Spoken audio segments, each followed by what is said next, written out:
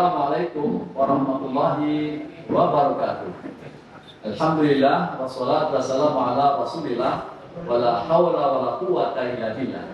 Asyhadu an la ilaha illallah wahdahu la syarikalah wa asyhadu anna Muhammadan abduhu wa rasuluh.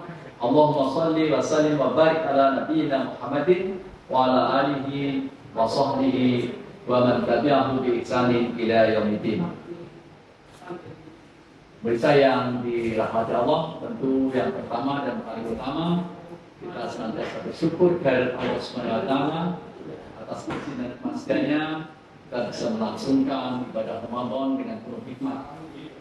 Salawat dan salam semoga tercurahkan, terlimpahkan pada baginda Nabi Muhammad SAW, berikut keluarganya dan para sahabatnya serta para pengikutnya yang tetap istiqomah dalam iman dan Islam. Kita sebagai muslim selalu diingatkan oleh Allah Subhanahu wa taala dalam berbagai hal untuk terus memenuhi ketaatan kepada Allah Subhanahu wa taala. Salah satu bentuk ketaatan yang sekarang kita sedang lakukan adalah saum Ramadan. Saum artinya adalah menahan. Dari sisi bahasa artinya menahan. Al-imsak. Menahan. Imsak artinya saum atau menahan. Yang dikendaki atau yang dimaksud dengan menahan adalah menahan makan dan minum serta hubungan seksual dari mulai terbit fajar sampai dengan terbenam matahari karena niat Allah Subhanahu wa taala. Itulah yang disebut puasa. Yang pertama, yang mendasari, yang membedakan bahwa puasa seseorang itu termasuk dalam kategori ibadah ataupun tidak adalah bergantung pada niatnya. Mungkin ada orang-orang yang tidak makan, tidak minum selama 1 hari, tapi kalau tidak diniatkan untuk beribadah kepada Allah Subhanahu wa taala, maka tidak termasuk dalam kategori ibadah. Mari dalam kesempatan ini di bulan Ramadan kita upayakan puasa kita puasa yang benar-benar kita niatkan untuk semata-mata mencari ridha Allah Subhanahu wa taala. Ada sebuah hadis yang mutawatir, innamal a'malu binniyat likulli imri'in ma nawa. Segala sesuatunya tergantung padanya. Seseorang akan memperoleh tergantung apa yang dia niatkan. Tentu mengawali dari puasa yang paling pertama adalah niat yang ikhlas karena Allah Subhanahu wa taala. Kemudian ada beberapa hal yang harus dihindari dalam memenuhi kewajiban puasa Ramadan ini. Yang pertama adalah meninggalkan perkataan dan perbuatan dusta. Kemudian yang berikutnya adalah berusaha untuk selalu dalam kebaikan.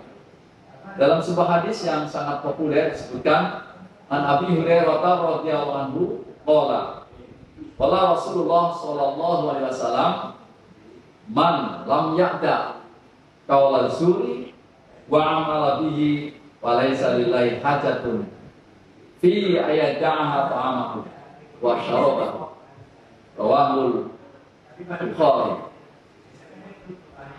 An Abi Hurairah radhiyallahu anhu, dari Abu Hurairah semoga Allah meridhoinya, qala, dia berkata, qala Rasulullah sallallahu alaihi wasallam, baginda Rasulullah sallallahu bersabda, mal lam ya'ta qaula zuri wa al-amal bihi wa laysa lillahi hajat. Barang siapa yang tidak meninggalkan perkataan yang dan perbuatan yang dusta, yang bohong, maka Allah tidak memandang perlu orang itu.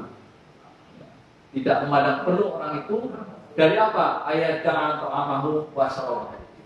dari meninggalkan makan dan minumnya. Artinya Allah Subhanahu wa taala tidak memerlukan, tidak membutuhkan perbuatan kita tidak makan dan tidak minum kalau dalam mengendalikan tidak makan dan tidak minum itu masih melakukan perbuatan dusta dan bohong serta menjadi saksi-saksi palsu. Ini konsekuensi orang berpuasa. Hendaknya puasa itu mewarnai kehidupan kita untuk memupuk sikap jujur, memupuk sikap yang sebenar-benarnya, yang sidik. Karena dengan demikian maka puasa itu baru mendapatkan poin nilai dari Allah Subhanahu wa taala. Pemirsa yang dirahmati Allah, mari kita bersama-sama menjaga kualitas puasa kita dengan berupaya seoptimal mungkin untuk meninggalkan perkataan dusta dan perbuatan-perbuatan yang tidak bermanfaat. Nanti insya Allah muaranya kita menjadi orang yang baik, orang yang terbiasa hidup dalam kejujuran. Demikian, barangkali ada hal yang kurang berkenan, mohon maaf. Kita akhiri. Wassalamualaikum warahmatullahi wabarakatuh.